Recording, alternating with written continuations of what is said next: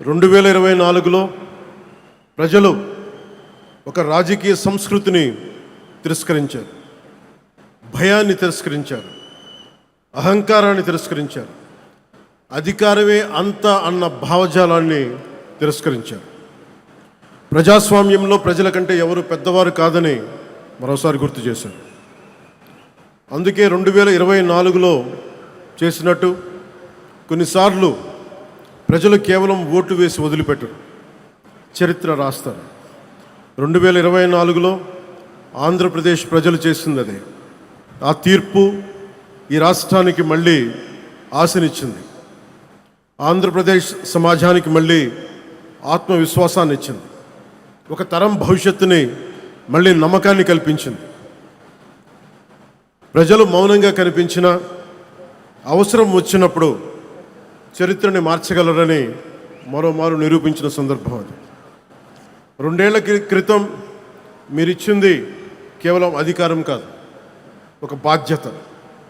ఆ బాధ్యతని గుర్తుంచుకుంటేనే ఈరోజు మీ ముందుకు వచ్చాం. ఈ చారిత్రక విజయానికి కారణమైన ప్రతి కార్యకర్తకి, ప్రతి నాయకుడికి, ప్రతి మహిళకి, ప్రతి రైతుకి, ప్రతి యువకుడికి నా హృదయపూర్వక కృతజ్ఞతలు.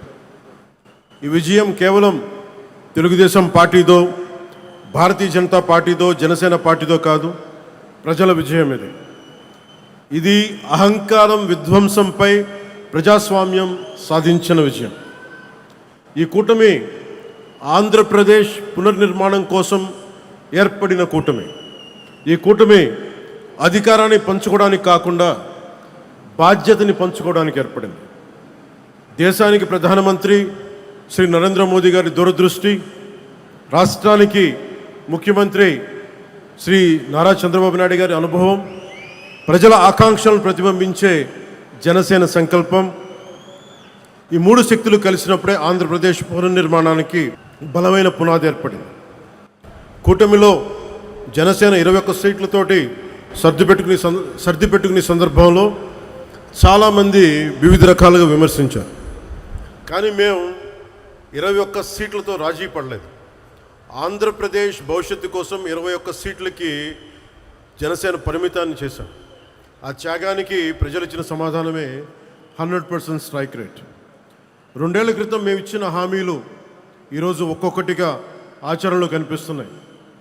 పెరిగిన వృద్ధాప్య పెన్షన్లు, మహిళలకి ఆర్థిక భరోసా, ఉచిత గ్యాస్ సిలిండర్లు, మహిళలకి ఉచిత బస్సు, రైతులకి అండా, అన్నా క్యాంటీన్లు, విద్యకి ప్రాధాన్యత, యువతకు ఉపాధి అవకాశాలు, మేము చెప్పింది ప్రతిదీ ఆచరించి బలంగా ముందుకు తీసుకెళ్తా ఉన్నాం.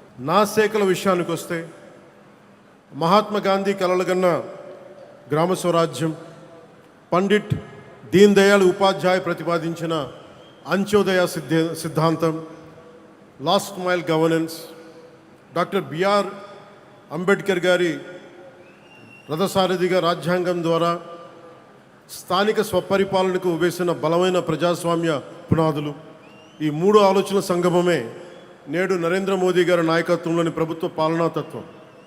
సబ్కా సాత్, సబ్కా వికాస్, సబ్కా విశ్వాస్. గ్రామాన్ని భారతదేశానికి కేంద్ర బిందువుగా చూడాలనుకుని ఆ దిశగా అత్యంత నిబద్ధతతో కృషి చేస్తున్న ఒక పంచాయతీరాజ్ శాఖ మంత్రిగా ఈరోజు మీ ముందు మాట్లాడుతూ ఉన్నాం. ఒక పిల్లవాడి భవిష్యత్తు పాఠశాలలో ఎలా నిర్ణయించబడుతుందో, ఒక దేశ భవిష్యత్తు అదేవిధంగా గ్రామంలో నిర్ణయించబడుతుంది, గ్రామ పంచాయతీలో నిర్ణయించబడుతుంది. ఒక రైతు ఆశ, ఒక మహిళ ఆత్మవిశ్వాసం, ఒక యువకుడి ఉపాధి, ఒక కుటుంబం ఆరోగ్యం, ఇవన్నీ మొదటిగా గ్రామ పంచాయతీ ద్వారానే ప్రభావితమవుతాయి. ఎందుకంటే ప్రజల జీవితాలకు అత్యంత దగ్గరగా ఉండేది ప్రభుత్వంలోని ప్రాథమిక గ్రామ పరిపాలనా వ్యవస్థ. అందుకే ప్రపంచవ్యాప్తంగా ప్రజాస్వామ్య పరిపాలనలో ప్రిన్సిపల్ ఆఫ్ సబ్సిడారిటీ అనే సూత్రాన్ని అనుసరిస్తారు. ఈ సూత్రం చెప్పింది చాలా సింపుల్. ఏ పనిని ఎక్కడ అత్యంత సమర్థవంతంగా ప్రజలకి అత్యంత దగ్గరగా చేయగలమో ఆ పని అక్కడే జరగాలి. అవ్వకపోతే ఆ ప్రభావం దానిపై వ్యవస్థపై పడుతుంది. గ్రామ స్థాయిలో అవ్వాల్సిన పని మండల స్థాయికి వెళ్ళకూడదు. అంతిమంగా క్యాస్కేడింగ్ రియాక్షన్ ద్వారా క్యాస్కేడింగ్ రియాక్షన్ కింద మన దగ్గర ప్రతి పని ఎమ్మెల్యే దగ్గరికి వెళ్ళాల్సిన పరిస్థితి. అధికారాన్ని కేంద్రీకరించడం ప్రజాస్వామ్యం కాదు, అధికారాన్ని ప్రజల దగ్గరికి తీసుకెళ్లడమే నిజమైన ప్రజాస్వామ్యం. ఒక ఎమ్మెల్యే ఉండే నియోజకవర్గంలో దాదాపు 600 మంది స్థానిక ప్రజాప్రతినిధులు ఉంటారు. సర్పంచులు కావచ్చు, వార్డు సభ్యులు, ఎంపీటీసీలు, జడ్పీటీసీలు, సహకార సంఘాల ప్రతినిధులు. వీరందరూ ప్రజాస్వామ్యానికి రూట్స్, వేళ్ళు. కానీ ఆ రూట్స్ని బలహీనపరిచి చెట్టుని బలపరచలేము. స్థానిక సంస్థలని బలహీనపరిచి ప్రజాస్వామ్యాన్ని బలపరచలేము. ఇది కేవలం పరిపాలనా సూత్రం కాదు, ఇది ప్రజాస్వామ్య సూత్రం, ఇది బాధ్యతా సూత్రం. నాయకత్వం గ్రామం నుంచి రావాలి. 2 సంవత్సరాల్లో మేము నిర్మించడానికి ప్రయత్నం చేసింది కేవలం రోడ్లు, కాలువలు, భవనాలు కాదు. Trust, social trust, institutional trust. ఎందుకంటే ఒక వ్యవస్థ బలహీనపడినప్పుడు మొదట కోల్పోయేది డబ్బు కాదు, నమ్మకం. వ్యవస్థ కనుక న్యాయం చేయకపోతే కులమే ముందుకు వస్తుంది. వ్యవస్థ బలహీనపడితే ప్రాంతీయత ముందుకు వస్తుంది. వ్యవస్థపై విశ్వాసం తగ్గితే సమాజం చాలా చిన్న చిన్న గుంపులుగా విడిపోతుంది. తెలుగు రాష్ట్రాలు మరింత బలపడాలి అంటే ఒక రాష్ట్రం కులాల పరిమితుల్ని దాటాలి, మరొక రాష్ట్రం ప్రాంతీయత పరిమితుల్ని దాటాలి. మనందరం కలిసి భారతీయత వైపు అడుగులు వేయాలి. అందుకే నేను పంచాయతీరాజ్ గురించి మాట్లాడేటప్పుడు కేవలం పరిపాలన గురించి, పథకాల గురించి, చేసే పనుల గురించి మాట్లాడడానికే పరిమితం కాదు. నేను ప్రజాస్వామ్యం గురించి మాట్లాడతాను, రాజ్యాంగం గురించి మాట్లాడతాను, సోషల్ కొహెషన్, సామాజిక సమతుల్యత గురించి మాట్లాడతాను, జాతీయ సమైక్యత గురించి మాట్లాడతాను, భారతీయత గురించి మాట్లాడతాను, సామాజిక పరస్పర విశ్వాసం గురించి మాట్లాడతాను.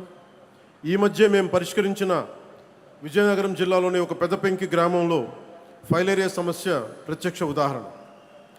పంచాయతీరాజ్ సమస్య కోసం, సంస్కరణల కోసం చాలా కమిటీలు వచ్చినాయి. ఒక Balwant Rai Mehta committee, Ashok Mehta committee, GVK Rao గారి కమిటీ, ఎల్ఎం సింఘ్వి కమిటీ. ఈ ప్రయాణం చివరికి 1972లో 73వ రాజ్యాంగ సవరణగా రూపుదిద్దుకుంది.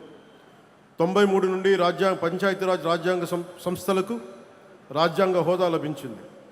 రాజ్యాంగంలోని ఆర్టికల్ 243 243 నుండి 243 వరకు పంచాయతీరాజ్ శాఖకు రక్షణ లభించింది. 11వ షెడ్యూల్ ద్వారా 29 అంశాలు గ్రామీణ స్వయం పాలన పరిధిలోకి వచ్చాయి.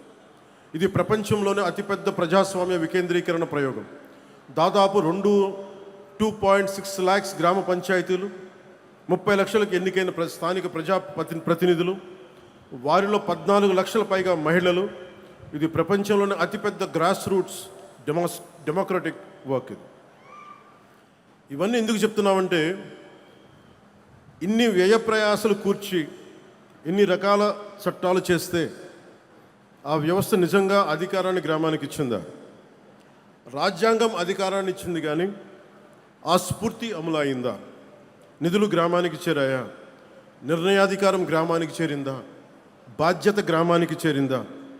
నేను పంచాయతీరాజ్ శాఖ బాధ్యతలు స్వీకరించిన తర్వాత రాజ్యాంగం చట్టాలు పుస్తకాలు తిరగేసి రివ్యూలు చేసి ఈ ప్రశ్నలకి సమాధానం వెతుకుతూ రాష్ట్ర వ్యాప్తంగా అధ్యయనం చేశాం.